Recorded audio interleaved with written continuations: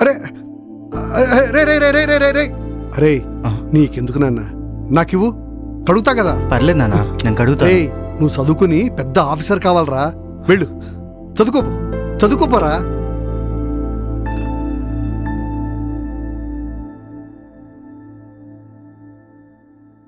ఒరే చందు, ఈ క్యారేజ్ తీసుకెళ్లి పొలంలో నీళ్లు పెడుతున్నా వీరేకిచ్చిరాకు.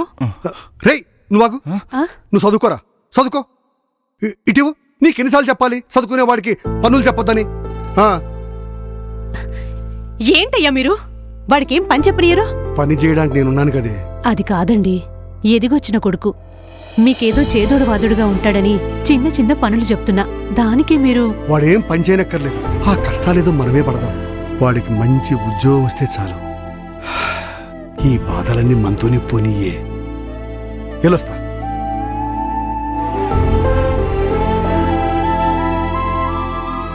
నాకు హారం కొనిపెట్టాలి. కొనిస్తాలే. ఏ సుబ్బారావు, ఈ రోజు అంత సంతోషంగా ఉన్నావు? అంతా సంతోషమేరా.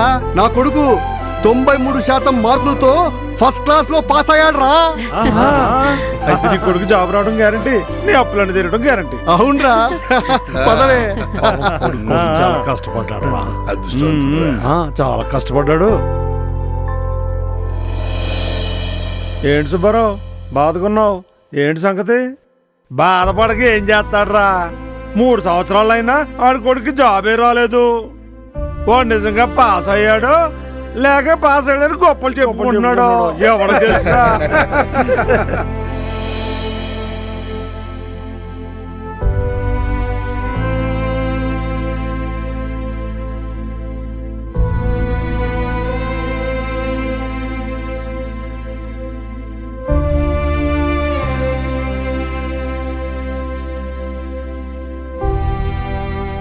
ఏంటండి, మీరింకా పడుకోలేదా?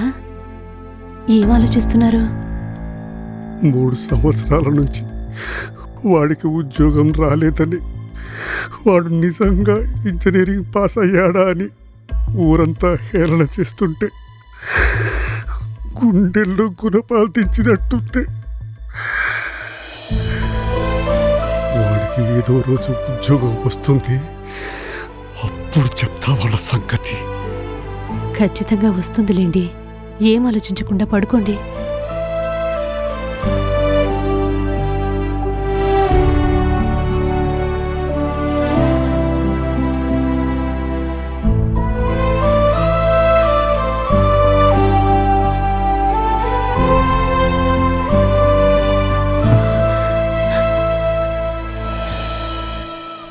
వస్తానా? అరే ఇన్నాళ్లకు మంచి ఉద్యోగం వచ్చింది, జాగ్రత్తగా వెళ్ళానా? సరే వెళ్ళొస్తానమ్మా.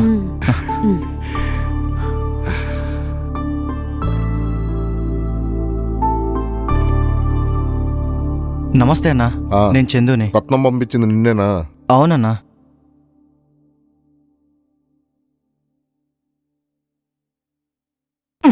చూడటానికి బాగా చదువుకున్నట్టున్నావు. అవునన్నా, ఇంజనీరింగ్ చదివాను. ఇంజనీరింగ్ చదివి మరి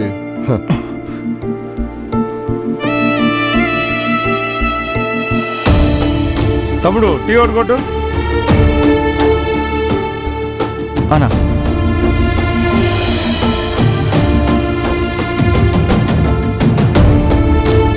బాబాయ్ సరే ఇలారా, మీ సాఫ్ట్వేర్ అబ్బాయి డబ్బులు పంపించాడు.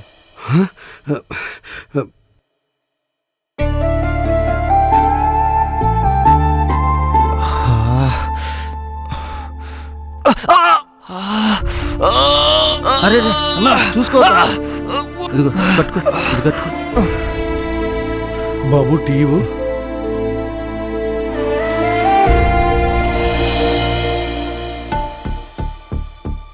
అన్న టీ తీసుకో. అన్న అన్న టీ.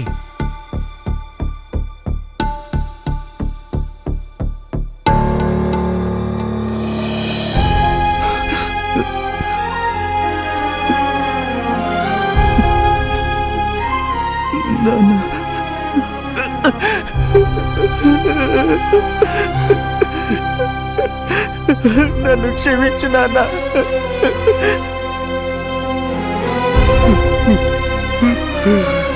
ఇదేనట్రా నువ్వు చేస్తున్న సాఫ్ట్వేర్ ఉద్యోగం? ఏం చేయమంటారు అన్న? ఊర్లో ఉండి బాధపడుతున్న మిమ్మల్ని చూడలేక, ఇంటి మీదకి వస్తున్న అప్పుల వాళ్ళని చూడలేక, సూటిపోటి మాటలంటున్న జనాల్ని చూడలేక ఊరు వదిలేసి జాబ్ వచ్చిందని అబద్ధం చెప్పి వచ్చేసానన్న. మిమ్మల్ని మోసం చేయలేదు నాన్న. అయినా ఆ తప్పు అప్పు చేసి చదివించిన మీది కాదు, అలాగని కష్టపడి చదివిన మాది కాదు. ఈ తప్పంతా మనం ఓటేసి గెలిపించిన ఈ ప్రభుత్వాన్ని, ఆ నాయకుడిది. కొత్త నాయకుడు వస్తే కొత్త కంపెనీలు, కొత్త ఫ్యాక్టరీలు, కొత్త ఉద్యోగాలు వస్తాయనుకున్నా. ఒక్క కంపెనీ రాలేదు, ఒక్క ఉద్యోగం కూడా రాలేదు నాన్న. అతనికి అనుకూలంగా లేవని రాష్ట్రంలో ఉన్న ఫ్యాక్టరీలన్నీ వెళ్ళగొట్టాడు నాన్న. ఇంకా ఉద్యోగాలు ఎలా వస్తాయి నాన్న? ఏపీపీఎస్సీ నుంచి ఇస్తానన్న 2,35,000 ఉద్యోగాలు ఇవ్వనే లేదు. ఏటా ఇస్తానన్న జాబ్ క్యాలెండర్ ఊసేలేదు. మెగా డిఎస్సీ అంటూ దగా చేసి 5 ఏళ్ల కాలం కేవలం కబుర్లతో గడిపేసి నిరుద్యోగుల్ని నిలువున ముంచేశాడు నాన్న. కూతుర్ని చూడటం కోసం స్పెషల్ ఫ్లైట్స్ ఎక్కి విదేశాలకు వెళ్తాడు, కానీ ఇండస్ట్రీస్ ఇన్వెస్ట్మెంట్స్ తీసుకురావడం కోసం కనీసం ప్యాలెస్ దట్టి బయటకు కూడా రానా ఈ సీఎం. ఇలాంటి వాడు సీఎంగా ఉంటే మా లాంటి వాళ్ళకు ఉద్యోగాలు ఎలా వస్తాయి నాన్న?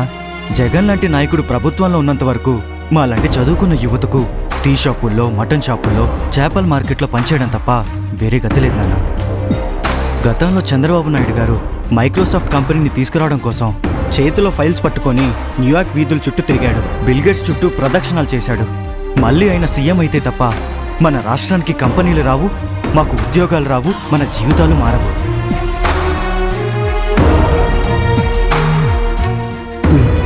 నువ్వు చెప్పింది నిజమేరా.